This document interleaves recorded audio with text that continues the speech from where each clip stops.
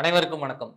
தமிழக வெற்றி கழகத்தில் அறிவிக்கப்பட்ட முக்கிய பொறுப்பாளர்கள் அசுர பாய்ச்சலில் களமிறங்கி இருக்கக்கூடிய தமிழக வெற்றி கழகம் அதிரடி முடிவுகளால் அரசியல் கட்சிகளை ஆட்டம் காண வைத்துக் கொண்டிருக்கிறார் தலைவர் விஜய். தமிழக வெற்றி கழகத்தில் முக்கிய பொறுப்புகளை ஏற்றிருப்பவர்கள் யார் யார், அவர்களுக்கு என்னென்ன பொறுப்புகள் வழங்கப்பட்டிருக்கின்றன, அவர்கள் செய்ய போகும் பணிகள் என்னென்ன, இந்த வீடியோல தெரிஞ்சுக்கலாம். நல்லதே நடக்கும், வெற்றி நிச்சயம். தமிழக வெற்றி கழகம் 2026 சட்டமன்ற தேர்தலை எதிர்நோக்கி வெற்றி வாகை சூட வேண்டும் எனும் இலக்குடன் பயணித்துக் கொண்டிருக்கிறது. பயணத்தில் தங்களுக்கு துணையாக களத்தில் தளபதியாக நின்று போராடக்கூடிய முக்கியமான 3 நபர்களின் பெயர்கள் வெளியிடப்பட்டிருக்கின்றன தலைவர் விஜய் அவர்களால். முதல் பெயர் ஆதவ் அர்ஜுனா, தேர்தல் பிரச்சார மேலாண்மை பொதுச் செயலாளர். இரண்டாவது பெயர் நிர்மல் குமார், துணை பொதுச் செயலாளர், சமூக ஊடக பிரிவு. மூன்றாவது பெயர் திரு ராஜ்மோகன், கொள்கை பரப்பு செயலாளர். இது மட்டுமல்லாது கழகத்தின் பொருளாளர் பதவி மற்றும் ஏனைய பதவிகளுக்கான முக்கியமான பொறுப்பாளர்களின் பட்டியல்கள் வெளியிடப்பட்டிருக்கின்றன. அவர்கள் அனைவரையும் நேரில் சந்தித்து வாழ்த்து தெரிவித்து வெற்றி பயணத்தை தொடங்கும்படி கட்டளையிட்டிருக்கிறார் விஜய். கட்சியில் சேர்ந்திருக்கக்கூடிய இந்த முக்கியமான நபர்களில் பொறுப்புகளை ஏற்றிருக்கக்கூடிய இந்த முக்கியமான நபர்கள் செய்ய போகும் பணிகள் என்னென்ன, இவர்களால் தமிழக வெற்றி கழகத்துக்கு என்ன பலம் அப்படிங்கிறத நம்ம ஃபுல்லா பார்க்க போறோம். முதலில் ஆதவ் அர்ஜுனா தேர்தல் வியூக வகுப்பாளராக PK அவருக்கு கீழே பணியாற்றி இருக்கிறார். திமுகவில் நெடுங்காலம் பணியாற்றி இருக்கிறார். கிட்டத்தட்ட 10க்கும் மேற்பட்ட ஆண்டுகள் திமுகவுடன் மட்டும் பயணப்பட்டு இருக்கிறார். விசிகாவுடன் தனியாக மாநாடுகளை வெற்றிகரமாக நடத்தி காட்டியிருக்கிறார். விசிகாவின் துணை பொதுச் செயலாளராக இருந்து அவர் எழுப்பிய கேள்விகள் இன்றும் மக்கள் மத்தியில் எதிரொலித்துக் கொண்டே இருக்கின்றன.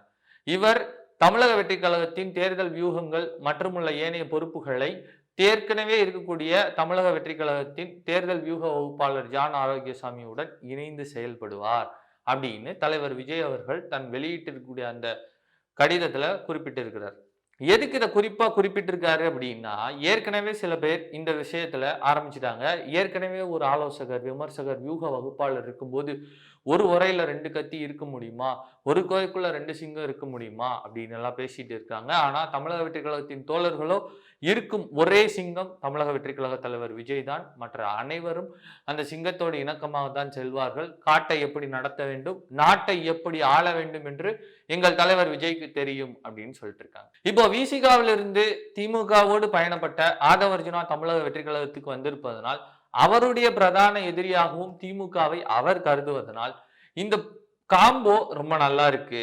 தமிழக வெற்றி கழகம் திமுகவை தனது எதிரிகளில் ஒருவராக அடையாளப்படுத்தி இருக்கிறது. ஆதவ் அர்ஜுனா ஏற்கனவே திமுக மீது ஒரு எதிர்ப்பு மனநிலையோடு இருக்கிறார். அதனால் திமுகவை கடுமையாக சாடும் வாய்ப்பும் திமுகவின் வியூகங்களை உடைக்கக்கூடிய முக்கியமான பொறுப்பும் ஆதவ் அர்ஜுனா கையில் எடுத்துக்கொள்வார் என்றே தெரிகிறது. அவர்கள் வியூகங்கள் என்னவாக இருக்கும், அவர்கள் எப்படி செயல்படுவார்கள், அதற்கான எதிர்வினையை தமிழக வெற்றி கழகம் எப்படி செய்ய வேண்டும் என்பதை ஆதவ் அர்ஜுனாவின் வியூகங்கள் மூலமாகவும் அவர் கொடுக்கக்கூடிய இன்புட்ஸ் மூலமாகவும் தெரிஞ்சுக்க முடியும் அப்படின்னு நம்ம நம்பலாம். இரண்டாவது நபர் CTR நிர்மல் குமார். யார் இவர் அப்படின்னா, தமிழ்நாட்டில் பாஜக என்னும் கட்சி பிரபலம் அடைந்ததற்கு, மக்கள் மத்தியில் கொண்டு போய் சேர்ந்ததற்கு முக்கியமான காரணம் பல தலைவர்கள் இருந்தாலும் குறிப்பிட்டு சமீபத்தில் இருக்கக்கூடிய முக்கியமான தலைவர்கள் ஒருவர் தமிழிசை சவுந்தரராஜன். அதற்கு அடுத்தபடியாக தமிழகத்தின் தற்போதைய பாஜகவின் தலைவர் அண்ணாமலை.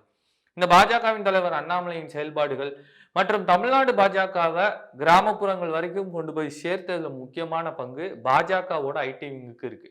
தமிழ்நாட்டு பாஜகவின் தலைவராக அண்ணாமலை பொறுப்பேற்ற பிறகு பல செயல்பாடுகளை மக்கள் மத்தியில கொண்டு போய் சேர்த்த அந்த பாஜகவின் ஐடி விங்ல முக்கியமான பணியாற்றியவர் தான் இந்த நிர்மல் குமார்.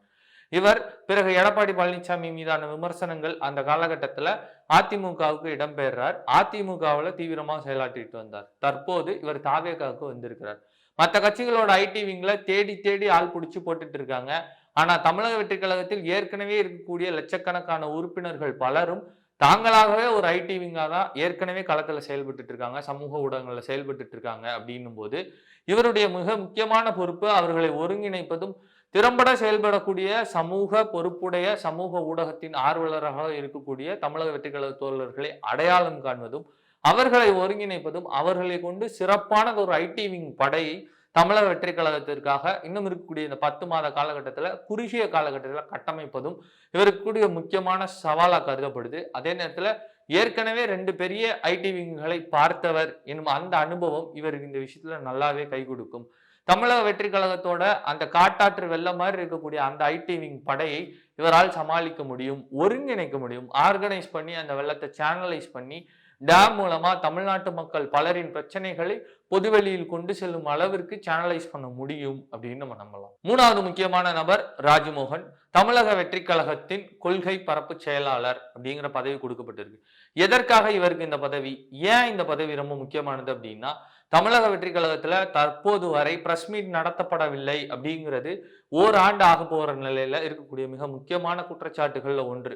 இனி வரும் நாட்கள்ல தமிழக வெற்றி கழகத்தின் சார்பாக பிரஸ் மீட் போன்றவற்றை நடத்துவதற்கும் செய்தி விவாதங்கள்ல மிகுந்த தீரத்துடனும் வீரத்துடனும் அறிவாற்றலுடனும் வேகத்துடனும் செயல்படணும் அப்படிங்கிற அந்த ஒரு நோக்கத்தின் அடிப்படையிலையும் தமிழக வெற்றி கழகத்தின் கொள்கைகள், அதன் கோட்பாடுகள், அதன் தீர்மானங்கள், தமிழக வெற்றி கழக தலைவர் விஜய் அவரின் செயல்பாடுகள், இவை அனைத்தையும் பொதுமக்களிடத்தில், வெகுஜன மக்களிடத்தில் கொண்டு போய் சேர்க்க வேண்டிய முக்கியமான பொறுப்பு திரு ராஜ்மோகன் அவர்களுக்கு இருக்கு. இவர் எந்த அரசியல் பின்புலத்திலிருந்து வராரு அப்படின்னு நம்ம செக் பண்றோம் அப்படின்னா, இவர் தனியாக எந்த ஒரு கட்சிகளிலும் இதுவரை பொறுப்பில் இருந்ததாக தெரியவில்லை. அதே நேரத்துல எந்த ஒரு நல்ல முன்னெடுப்பு, மாற்றம் அப்படிங்கிற ஒரு விஷயத்த முன்னெடுத்து யார் வந்தாலும் அவர்களுக்கு ஆதரவு குரல் கொடுக்கக்கூடிய ஒரு நபராக இவர் தெரிகிறாரு.